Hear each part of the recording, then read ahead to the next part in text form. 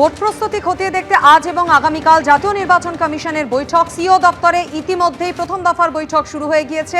দিল্লি থেকে ভার্চুয়ালি বৈঠকে যোগ দিয়েছেন deputy election commissioner Gyanesh Bharati. এই বৈঠক সম্পর্কে আরো বিস্তারিত আমাদের জানাবেন, সরাসরি আমাদের সঙ্গে রয়েছেন প্রতিনিধি রুমা পাল। রুমা, বৈঠক আজকে রয়েছে এবং এই বৈঠকে অবশ্যই মুখ্য নির্বাচনী আধিকারিক যেমন রয়েছেন, সেক্ষেত্রে এখান থেকে সমস্ত ভার্চুয়ালি যোগদান করেছেন এই রাজ্যের দায়িত্বপ্রাপ্ত deputy election commissioner Gyanesh Bharati. এবং অন্যদিকে বলে রাখি যে জ্ঞানেশ ভারতীর কিন্তু 1-2 তারিখে আসার কথা ছিল এই রাজ্যে, তবে তার আগে কিন্তু এই সফর বাতিল হয়েছিল। এবং সেক্ষেত্রে ভোট প্রস্তুতি যেমন রয়েছে সেরকমই কিন্তু কেন্দ্রীয় বাহিনী যে মোতায়েনের বিষয়টা, কারণ 1 মার্চের মধ্যে 240 কোম্পানি কেন্দ্রীয় বাহিনী এসে গেছে এবং 10 মার্চের মধ্যে কিন্তু আরও 240 কোম্পানি কেন্দ্রীয় বাহিনী আসবে।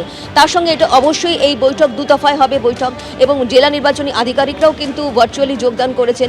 অন্যদিকে জানিয়ে রাখি যে যেমন 2 দফা যেমন বৈঠক রয়েছে, যেমন স্টেট পুলিশ নোডাল অফিসার থাকবেন এবং তার সঙ্গে সঙ্গে এটাও ঠিক যে কেন্দ্রীয় বাহিনীর যিনি নোডাল অফিসার তিনি থাকছেন, একাধিক এই ধরনের যে আধিকারিকরা রয়েছেন তারা থাকছেন। এবং সবথেকে বড় প্রশ্ন হচ্ছে যে ভোট কবে হবে, কারণ দোলের পরেই কিন্তু ফুল বেঞ্চের আসার কথা, অর্থাৎ একদম মুখ্য নির্বাচন কমিশনার জ্ঞানেশ কুমার এবং তার যে টিম ফুল বেঞ্চ আসার কথা, এবং আসার পরেই তিনি যখন ফিরে যাবেন এখান থেকে, তারপরে কিন্তু ভোটের নির্ঘণ্ট ঘোষণা হওয়ার কথা রয়েছে। এবং সবথেকে বড় প্রশ্ন তাহলে ভোট কবে ঘোষণা হবে।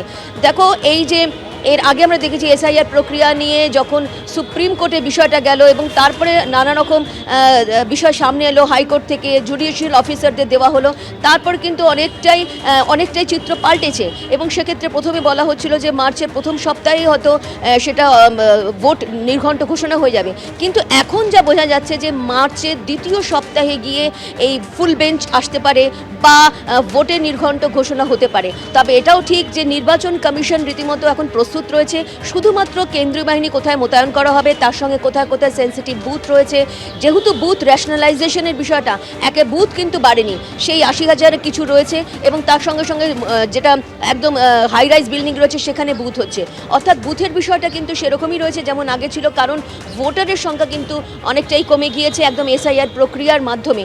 সেক্ষেত্রে জানিয়ে রাখি যে এই মুহূর্তে এই বৈঠক চলছে একেবারে ভার্চুয়ালি যেমন হচ্ছে, সেরকমই এখান থেকেও যেমন মুখ্য নির্বাচনী আধিকারিকরা রয়েছেন এবং তার সঙ্গে এটাও ঠিক যে কেন্দ্রীয় বাহিনী যেমন সিএপিএফের তিনি আইজি রয়েছেন, সকলেই রয়েছেন। এই বৈঠক চলছে, কোথায় কোথায় এই কেন্দ্রীয় বাহিনী থাকবে, তার সঙ্গে ভোট নির্বাচনের প্রস্তুতি, সমস্ত বিষয়টাই কিন্তু রিভিউ হচ্ছে এবং রিভিউর মাধ্যমে কিন্তু আজকের এই বৈঠক হবে।